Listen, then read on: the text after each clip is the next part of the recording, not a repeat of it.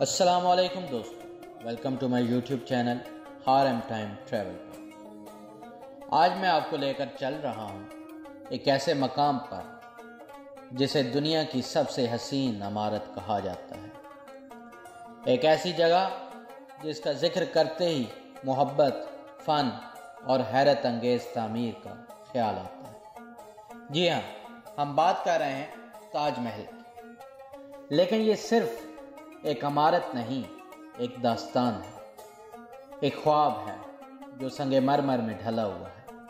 آج کی ویڈیو میں ہم تاج محل کی مکمل تاریخ، اس کی تعمیر کے راز اور اس سے جڑی دلچسپ کہانیاں اور کچھ حیران کن حقائق جانیں گے جو شاید آپ کو پہلے معلوم نہ ہو۔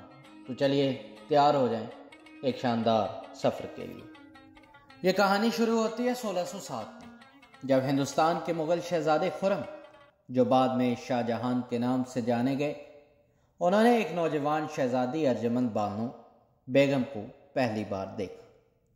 یہ ملاقات قسمت کی پہلی کڑی تھی جو آگے چل کر ایک تاریخی محبت میں بدلنے والی تھی۔ محبت کے اس سفر میں کئی اتار چڑھاؤ آئے، لیکن 1612 میں شاہی شادی ہوئی اور ارجمند بانو بیگم کو ممتاز محل کا خطاب ملا۔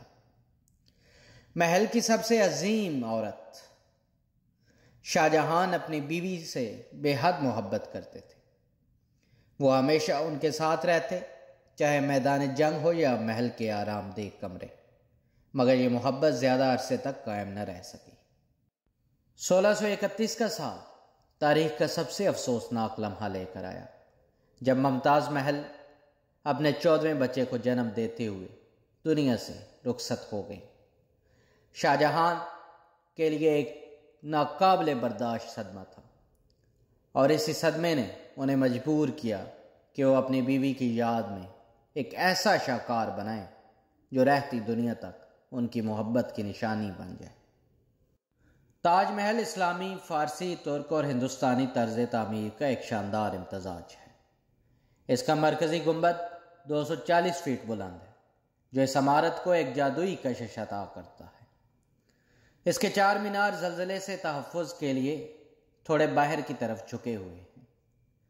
تاج محل کی دیواروں پر نفیس خطاطی کی گئی ہے، جس میں قرآن مجید کی آیات کندہ ہیں۔ حیرت انگیز بات یہ ہے کہ یہ خطاطی کی تکنیک ایسی ہے کہ الفاظ نیچے سے دیکھنے پر بھی ایک جیسے نظر آتے ہیں۔ تاج محل کے سامنے 4 باغ طرز کا ایک خوبصورت باغ ہے، جس میں پانی کی نہریں ہیں اور سرسبز درخت جنت کے تصور کی عکاسی کرتی ہیں۔